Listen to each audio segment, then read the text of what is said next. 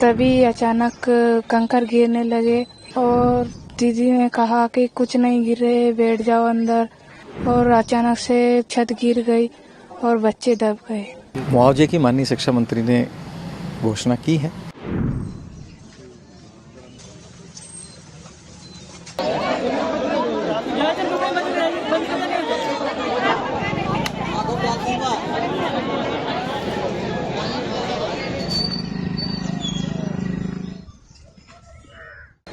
हम बाहर थे, साफ सफाई कर रहे थे और बच्चे भीतर बैठे थे। तभी अचानक कंकर गिरने लगे। बच्चों ने कहा दीदी कंकर गिर रहे, कंकर गिर रहे,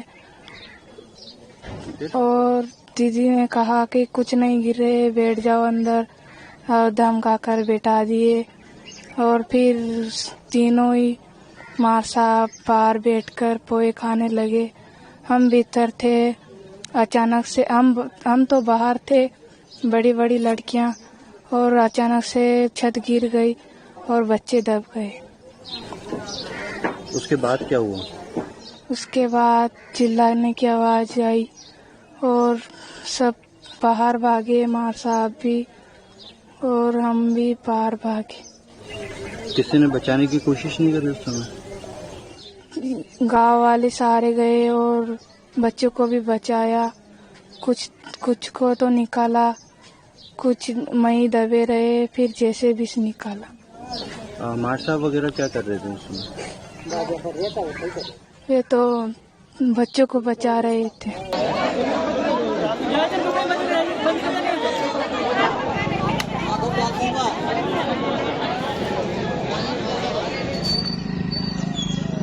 कल 7:45 से 8 के बीच में जो हमारा पीपलोदी गांव है, मनपसर ग्राम पंचायत का, वहाँ ये सूचना मिली कि विद्यालय का एक जो कक्ष है वो ध्वस्त हो गया और उसके नीचे बच्चे दब गए। मौके पे जाकर के बच्चों को निकाला, बच्चों को निकाल करके और सभी को हॉस्पिटलाइज किया गया। फाइनली 7 कैजुअलिटीज़ रही, बाकी जो 20 लोग घायल हैं वो सारे ठीक हैं। 9 को छुट्टी दे दी जाएगी अभी हॉस्पिटल से यहाँ से। बाकी जो झालावाड़ है उनको भी आज शाम तक या कल तक छुट्टी मिल जाएगी। घायल सारे ठीक हैं। 7 कैजुअलिटी हो गई, सभी का कल पोस्टमार्टम करवा करके आज सुबह सभी का दाह संस्कार कर दिया गया है। घटना की जो आरंभिक जांच शुरू हो गई है और इस बीच जो 5 जो संबंधित जो लोग हैं उनको सस्पेंड भी किया गया है और आगे जो जिला परिषद सीईओ और जो SCPWD की जो कमेटी बनाई है, जांच में जो भी तथ्य सामने आएंगे उन लोगों के खिलाफ कार्रवाई की जाएगी। कुछ बच्चों से बात की हम लोग जी, वो कह रहे हैं कि पत्थर गिर रहे थे और उन्होंने टीचर से कहा भी था।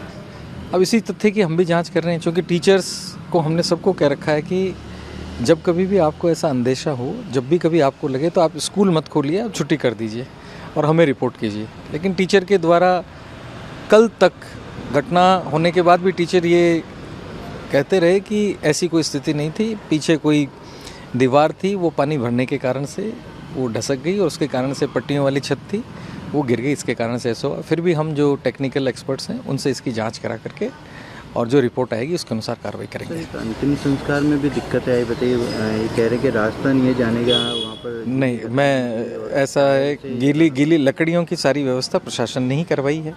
सारी व्यवस्था में प्रशासन की थी, क्योंकि गांव के रास्ते हैं, खेती कर रखी है।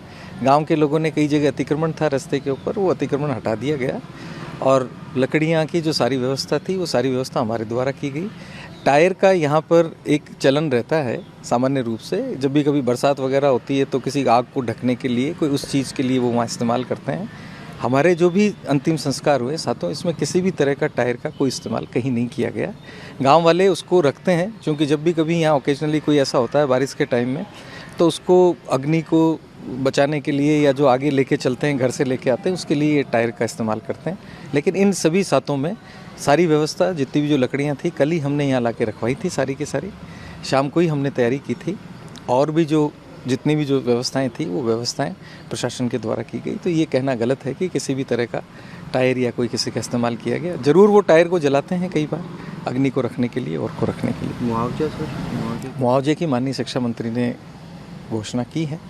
जो भी राजकीय सहायता दे है उस राज्य की सहायता के अनुसार इनको राज्य की सहायता दी जाएगी। अब सर इलाके में इस तरह की घटना ना हो उसको लेकर जितने भी स्कूल इस बिल्कुल तरह के हैं, बिल्कुल क्या इसके चिन्हित किए गए? इसमें चिन्हित एक हमारा यहाँ का मैकेनिज्म है शुरू का ही।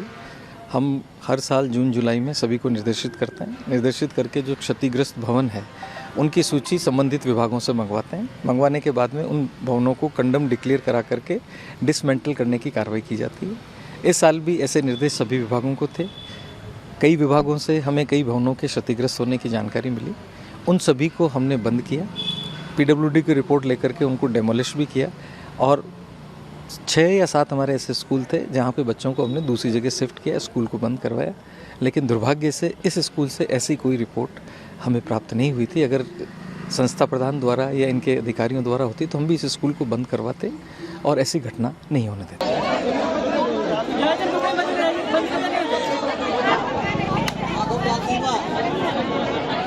हमसे जुड़े रहने के लिए हमारे YouTube चैनल को सब्सक्राइब करें और नई वीडियो की नोटिफिकेशन के लिए बेल आइकॉन को दबाएं।